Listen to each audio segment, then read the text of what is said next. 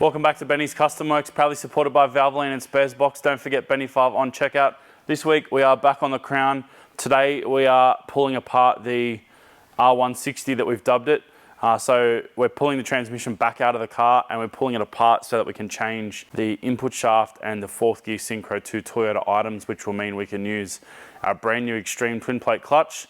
So fingers crossed that all goes well. I've never pulled a gearbox apart to this level. And the one time I did pull a gearbox apart and put it back together, it didn't work anymore. So this is going to be a learning curve and hopefully I don't screw it up too bad. But we're going to pull it out and strip the thing down, and we'll be doing lots and lots of interneting today, I reckon. We'll be watching videos on YouTube while you watch a video on YouTube. So let's get to it. I actually do have the tail shaft back, so we're going to do a quick test fit because it'll be a fair while now before the box goes back in the car, most likely. I'll put it in too far. It was Valentine's Day yesterday. It's gonna fit anyway. The long and short of it is the tail shaft length is correct. Hooray! So the fun begins. Pulling out the gearbox. It literally went in the middle of the two wheels. Like literally went in there, yeah. Oh, it's gone forever. No, it's not. Oh yeah, I see it. Please find it. I don't think I even put that many bell housing bolts in, to be honest. Because we kind of only really put the box in to make the tail shaft cross member. Yep. Pump it up, man, my leg is burning. I don't even know what this chain is from, but it's not from this. I think it might have been from that stupid engine lifting thing that I never use. Oh well, looks like they're getting better use here. Yeah, I don't know where the chain went from this. I think ironically I might have used the chain from this to lift an engine. I don't think that's going anywhere. Twang. Can you put a strap sound effect in there? Maybe they're the only two bolts I put in. Yep. Cool. So I only ever put 2 bolts in, which was less than even I thought. 2 is the minimum number of bell housing bolts you should put in anything. What I might do before we actually put the box back in, I might pull the engine out and give it a bit of a once over. Like just clean it and paint it and... Yep. Because the original plan was that engine was always going to get rebuilt. Yes. But I think what I might do now is just get the car running operational first and then build another box later, another engine later. Like just get another 2J and build it. Okay. Get another 2J the same way you got this one? Well, halfway I can get a cheap 2J really. Buy a car and wreck it again. They are coming down in price though. I've noticed a few of them under $2,000 now. Release the hounds. Boonk off the back. Have you had any more thoughts on this solenoid-y? Yeah, we're just gonna have to pocket the tunnel. I did buy that transmission tunnel piece from a JZX 110, but I don't know if that's actually the right, like I think there's probably better options. Yeah. Because the 110 one doesn't actually look all that tall or all that wide. So I think I'd rather get maybe a JZX 100 or a IS 200 one. Because they look a bit more the shape I need them to be. I mean, I could also just make something, but for the hours and hours and hours of making something that won't look as good as a factory piece, that will cost like under $200.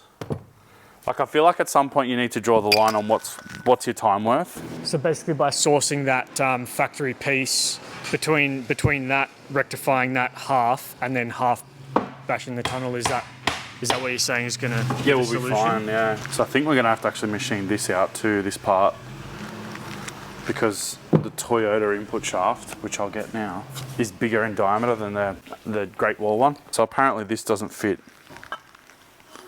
It doesn't fit. So I'm just gonna have to bore that out on the lathe, but it actually looks pretty close. And I've also got to cut, well I don't have to, but I'm going to cut that pivot off. The reason I'm going to cut that pivot off is because we have a concentric slave conversion from Extreme clutches as well, which is going to work in conjunction with our R-Series Super clutch that I got through Sparesbox. I don't think these wire straps are going to make it back onto the gearbox.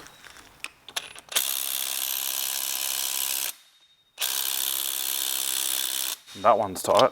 Really didn't think I'd need the big gun for a gearbox case. I suppose there'd be a lot of torque lost on these bolts because they're quite long. That's what you're trying to undo, but with the bolt length it actually almost gets a whip up. So you can actually get sockets that are designed to tighten up at a certain torque, and then basically it's big at one end and big at the other end. It tapers right down and it creates a big whip in the shaft, and it absorbs the impact. They're a bit old school now, but they used to be in like wheel and tire shops. They used to see them hanging up on the, typically they were on the side of the hoist. There was like 10 of them, they're all different colours. They look like dog bones. Oops.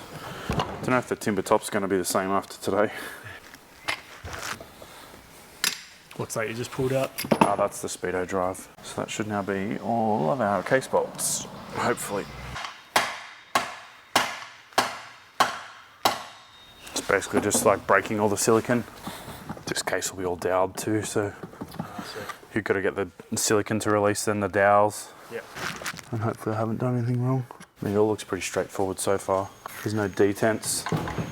Actually, there's no detents in the gearbox at all. It's all, sorry, in the case at all. It's all, apart from that.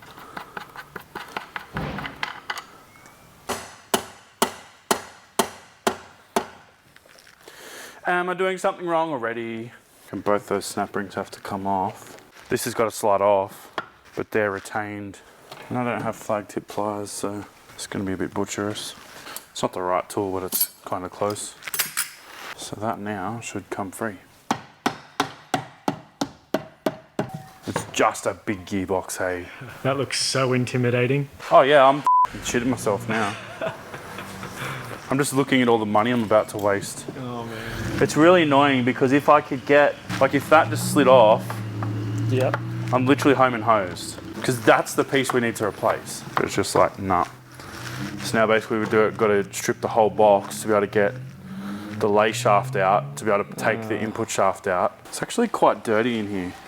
Probably never had the oil changed in it.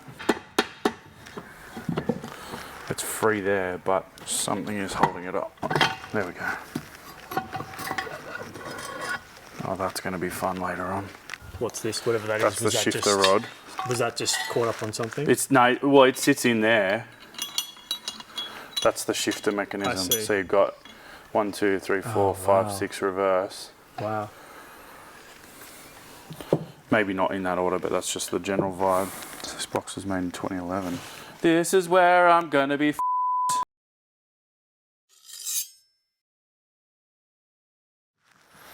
I think we've got to disassemble this. I'm literally just guessing, hey. It's time to cue your trigger word, guesstimate. Oh yuck. That is disgusting. That is not a word. That is a Western Sydney term. It's estimate. There's no gwe on the front of it. Oh yuck. Do you have mud in your gearbox? I do. So we came this far. Can I just go home now? Now that I've just ruined this gearbox. I'd really love to not have to pull this apart, hey. We could do a 7-part vlog on removing and destroying a gearbox and then going and buying another one. And then we can go and get bubble tea. We're not influencers yet. I mean, you're pretty influensive. Thanks. Do you mean influential? I do. Is influensive a word? No, it's not. Never has been. I just guesstimated that one. Get out.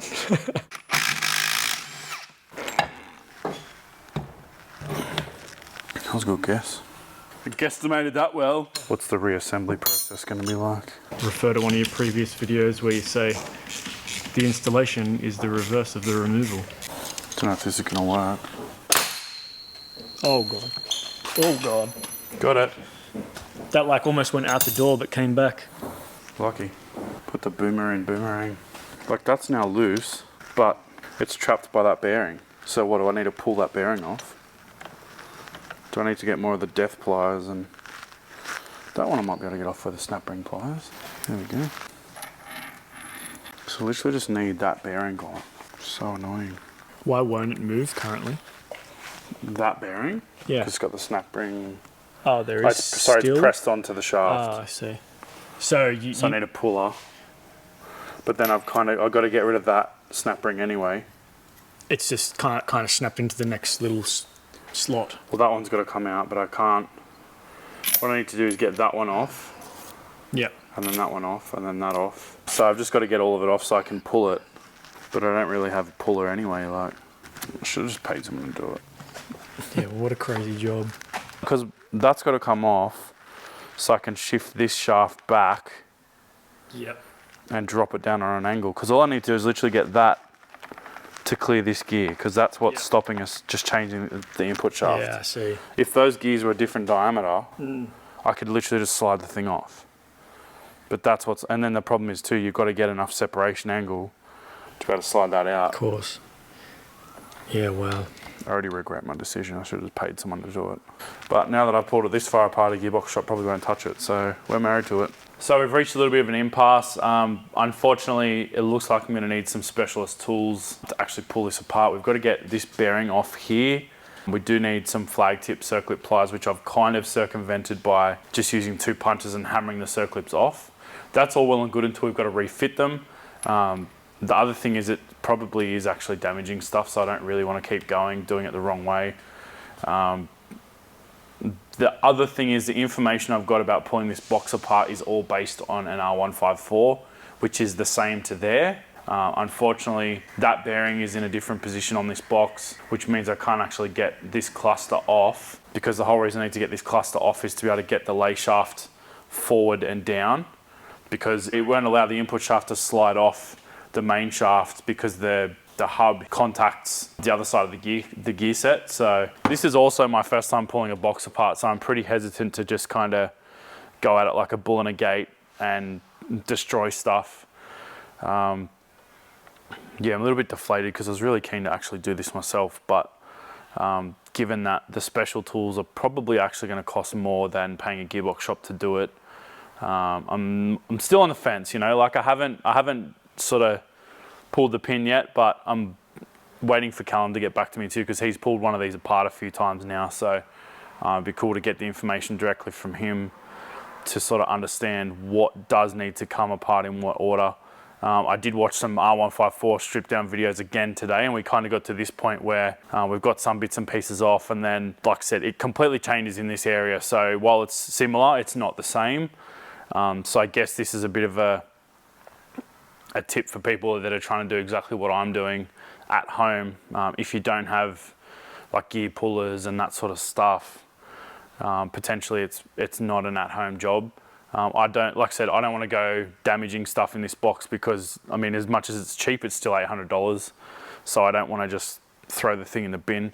But what else I did want to talk about is why we've kind of gone this route, because I just want to be able to use stock Toyota stuff. Like this is a R151 input shaft from a Prado. So basically that means that this stuff is all the right dimensions for the Great Wall box, but from here forward it's all Toyota. So Toyota spline, Toyota pilot bush, and then the actual depth is different. I thought this was the same length as a Toyota input shaft, but when you put them side by side, there's a good 10 to 15 millimeters longer. So that means that the pilot bush will be engaged correctly. The other thing which I was also told about, the snout for the Chinese box does not accept the R series input shaft. So I was always planning to just bore that out on the lathe. So I'm actually trying to attempt that one today, because I do want to still push forward with it. The other thing I do have, I think I mentioned before, is we've got our extreme clutch, and I did want to pop that open because it's got some pretty cool stuff in it. We've got the actual hydraulic slave conversion, so it's not a Commodore style one. Extreme actually make their own billet version, so that's a pretty nice thing. Unfortunately the couriers weren't kind to it, but everything's still here. So it's a full billet release bearing. Yeah, it's a really nicely made piece, and it even comes with a sleeve to go onto the snout of the box. So hopefully, that was one thing I didn't think of. Hopefully that diameter is the same. That is really nice. And you can actually adjust the resting height of this. So there's instructions on how to set that up. But I think for today we'll trim all this down and machine, or bore the center of this out. So then at least we've got some progress. But yeah, we haven't quite wouldn't call it a failure, but we definitely haven't got to where I wanted to go to today. I was hoping to at least get the box back together. Funnies. But yeah, unfortunately, sometimes things don't go your way, and I still wanted to show you guys kind of what was going on internally and where we got up to with it. We did kind of talk about not putting the episode together, but this is the reality of this sort of stuff. Like, it's pretty well uncharted territory for this sort of gearbox doing what we're doing.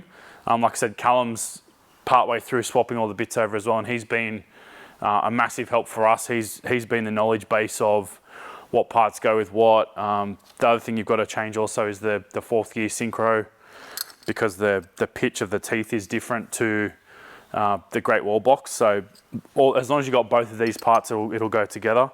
I've also got a new input shaft bearing and some snap rings and other bits and pieces. But yeah, it's been a bit deflating, but yeah, I'm keen to still push forward with it. I don't know, like I said, I don't know at this point if I'm going to actually complete the input shaft swap myself, or if I'll just get a transmission shop to do it, because yeah, like I said, I don't have the specialty pullers, and I don't even have a set of flag tip circlip pliers. I'm going to try and still get some of those today so that I can at least put the circlips back on this. Not super confident with progressing on the box strip down, because I don't want to stuff it up, and I don't have the money to just go and buy another one if I bin it, because at that point I may as well have just gone and bought an R154. So, but yeah, I thought it was a pretty cool thing to be able to sort of pursue, because it is a bit different. And yeah, maybe it's another option for people out there. But I think now we'll actually chuck this sucker in the lathe and machine it out, and hopefully we'll actually get something done today. I think you said before, but alternatively, you can still use that. However, what does that mean? Yeah, so that factory input shaft, I believe, is a Mitsubishi spline. Which means you've got to basically got to get a custom clutch. If you wanted to go twin plate, I don't know what sort of options Extreme can put together. But yeah, the benefit of going to this Toyota input shaft is off the shelf stuff. So that's a completely factory Supra, like a JZA80 or a JZA70 R154 clutch. This is an R151 input shaft, like I've already mentioned. So all of the dimensions here are all exactly as per that clutch. The input shaft length suits that. The spigot bush suits that input shaft, which will go straight into that crank. So all of these things tied together mean that we can just get off the shelf bits. As much as I like making stuff and changing stuff, it's still nice to be able to repair stuff on the go. Like if we're at an event and the car breaks, potentially we can source parts while we're there, rather than trying to go, oh, we need a special Mitsubishi clutch disc or a couple of clutch discs to suit a twin plate with a different spigot bush. And then the other issue we've got is, because this input shaft's actually shorter, I don't know what the spline engagement height's going to look like in that twin plate. Like, we may not fully engage the front plate on a twin plate. Less of an issue with a single plate clutch because you've got a really deep hub on it. But yeah, definitely something to consider if you've got a twin plate. People are probably wondering why I've got a twin plate. Well, I just didn't want to, if the build of this thing progresses, like it might end up turbo or whatever, so I didn't want to go buying stuff 2 or 3 times over. The good thing about these Extreme twin plates too is you can rebuild them pretty cheaply. Like, you can buy discs and the plates separate from a whole clutch. So yeah, it's nice to be able to sort of maintain and look after it on a budget. Yes, it's dearer to start with, but you can play around with it and change it and upgrade it, put different styles of discs in it. Like, we've just gone for an organic twin plate, but you can get ceramic and all sorts of stuff as well. So it's a good option to I guess expand or develop your project car with some sort of stuff like this. So yeah, it's expensive to set it up and get it in there the first time. But yeah, I think it's definitely really well worth it. And the other thing is, I really like that, because I didn't have a clutch fork set up yet. I didn't have the R154 pull type clutch. And that was the other thing, to get away from a pull type clutch, that stuff just drops straight in. Whereas the factory single plate R154 is a pull type clutch, much like a Subaru or a FD RX-7. So I wanted to go away from that pull type clutch as well. So another reason why I went down that avenue, rather than just trying to put a single plate together, because the Great Wall push type clutch wasn't going to work, or the release system wasn't going to work with the R series or the R154 bell housing. So lots of kind of parts mixing around, but hopefully it'll all work together. Lots of chatting today because I failed, but we'll get that snout wherever it's gone. Oh, it's over in the vise. Cut the pivot off and then we'll throw it in the lathe and get the Toyota input shaft to fit through the guts of it. And I also do have a Toyota input shaft seal as well. So that is a different size. The internal diameter is a different size to the Great Wall one, obviously, to clear the bigger input shaft. So lots of bits to put in.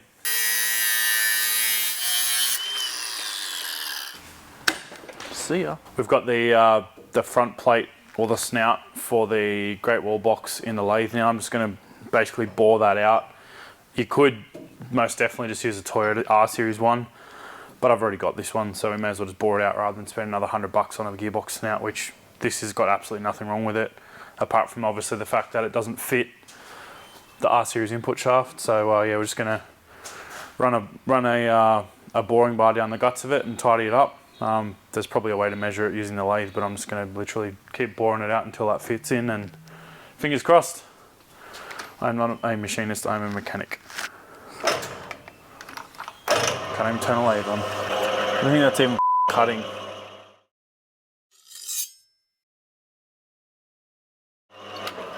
Why are you being a Now we're cutting.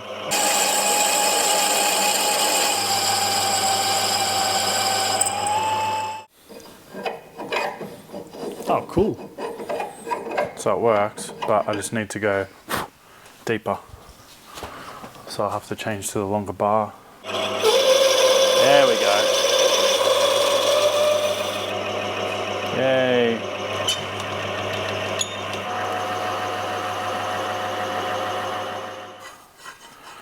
Kind of feel like I need to go a bit bigger though. And that bit there that you're cutting into, that's just a casing, right? So it doesn't need to be like that Super strong or accurate. anything? Nah, I mean, well, the thing is, the Toyota one, the outside diameter is still the same as the Great Wall one. So the Toyota one is just the same, doing what I'm doing, but factory. Right, I see.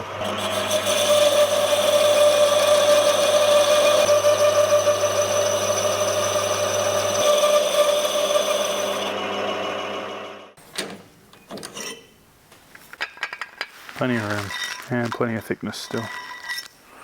And this is how I got smacked in the face with a piece of gearbox case.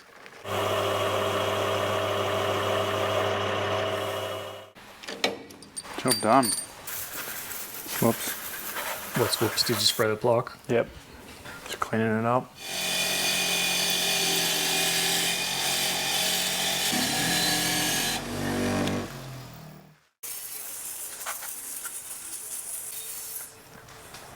Huzzah.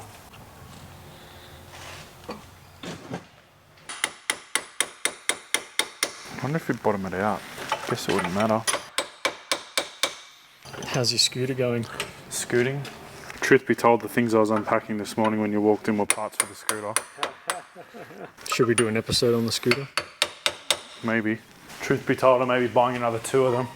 I found 2 locally cheaper than what I paid in America for that one. Oh, wow. I'm like, It can't be the same sort of thing though, right? yeah, exactly the same scooter. Oh, wow. I had one of these here when I was a kid. Yeah, I remember you saying. That's what got me into it. Yeah. Yeah, I've got a mate picking one up hopefully today or tomorrow from Manly. Oh, yeah. And then another one is in another place which I won't say yet because I haven't bought it. So you were putting around America on this? Kind of. It didn't work as well as I'd hoped. It was a bit unhappy for whatever reason.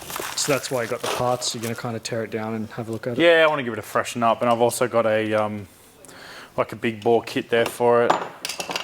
Some other bits and pieces. So. I reckon it's low on compression. It's a bit lazy and it fouls plugs a lot. Right. So being the 2-stroke whisperer that I am, I've concluded that it's low on compression. And the guy I bought it off gave me, as part of the sale, it came with like the big bore kit and some other bits and pieces. Yeah, hopefully old mate comes back to me with some info. He did say he's gonna give me all the tips and tricks to get the back half of the box apart. So fingers crossed we're going to continue down the rabbit hole of me putting a gearbox, or pulling it apart and then hopefully even putting it back together. But for now I'm going to put it over here and cover it over. Oh God, this is not light. Oh man. It's heaps lighter now. It's got a bench vise on the bottom of it. Half the time I want to help you, but then I realise my job's actually to film you struggling. You never want to help. You're just like, look at this guy struggle. It's just my excuse. I better film, because that's my job. Tuck it into bed. Good night. Try 160. It's together at least, as in with its bits, not as in assembled. Might see if I can take the gearbox cases down and get them washed. A mate of mine's got like a professional engine washer. It almost looks like a big washing machine or a big dishwasher. Oh yes, I've seen the big machine hot shops. wash thing. Yeah. So yeah, hopefully he can give those bits a hot wash for me, and then they'll be all nice and new and clean and not smelling like 200,000 kilometre old Great Wall gearbox oil that's never been changed with mud in it. Now you've made us all wonder if we've all got mud in our gearboxes, but we just don't know about it. Yeah, I reckon it's common. It's more common than you know. Mud? Why mud? I don't know. I don't know if it's actual mud. It might just be like degraded gearbox oil that's turned into gunk. Yeah. Yeah. There's no. I can't guarantee that it's actually like mud. You know what I'm going to do? Put the bonnet for the crown on the crown. Because I'm tired of it being there. I reckon I've nearly run something into it like 20 times. Oh, I hate that too. The new hoist pads, for some reason, they always grab the sills. Oh, yeah. So when you bring the hoist down, the pads fall off. Yep. Oh yeah. Not bad. Good toys. I'm assuming it'll have less cement mixery noises when it's all bolted up square. Actually a little bit surprised that that's cast iron and not aluminium or aluminum. Because all the Nissan ones, that is aluminium. Once again, is that because it doesn't really need that much strength in it? Yeah, or maybe this is stronger, I don't know. Because this is retaining the input shaft, or the main shaft and the lay shaft bearing into the case as well. So maybe it's more critical and it's like got thrust load against it. So maybe it's stronger, I don't know. Well, it's definitely been a little bit of a convoluted episode this week, pulling the box apart. It's been a little bit of a 2-step forward, 1-step back type of scenario. I'm still on the fence whether I'm going to actually tackle swapping that input shaft myself, but hopefully I'll get a bit more information on it in the next day or so, and then we can work out what tools I need, if any, or if there's a tip or a trick that I've missed, because like I've said about 1,000,000 times, I've never actually pulled a gearbox apart before in that style. I've done Subaru ones where the case splits, but also with mixed results previously. So yeah, fingers crossed we can get a resolution for that. We did also open up the bore in the input shaft snout for the box, so that's all done. Put a genuine Toyota seal in that, which went straight in, no worries. We also cut the pivot for the original Great Wall clutch fork off that because we don't need it. And I've just tidied up the snout with a bit of Scotch-Brite while I was in the lathe. I feel a bit like we've kind of done nothing this week, but it's the honest truth. Like, I didn't want to fluff it up like it was all sunshine and lollipops, because this is what happens when you build cars, especially when we haven't done things like pulling a gearbox apart before. So I'm not going to make a 7-part series on building this box. I kind of joked about that earlier, but hopefully next episode we'll have a conclusion. I wouldn't mind pulling the motor out of this either and giving it a good cleaning up. So I'm not sure if I'll film that or not, but yeah, expect the engine to come out and get a bit of a tidy up. I'll probably paint the block because the block is very unhappy, it looks corroded and yuck. Because originally the plan was obviously to build this thing for 1,000+ horsepower, but now that we've obviously revised the plan of the build of the car, going ITBs, I still think eventually we'll go with a built high comp 2J, but what that looks like at the end, I'm not sure yet. So yeah, this engine will go in and will run at some point in this car, but I don't know if I want to put the clutch on this and then pull it apart and then put it back together. But yeah, these are all project car things which you guys no doubt experience as well. Thanks for watching, guys. We'll see you next time.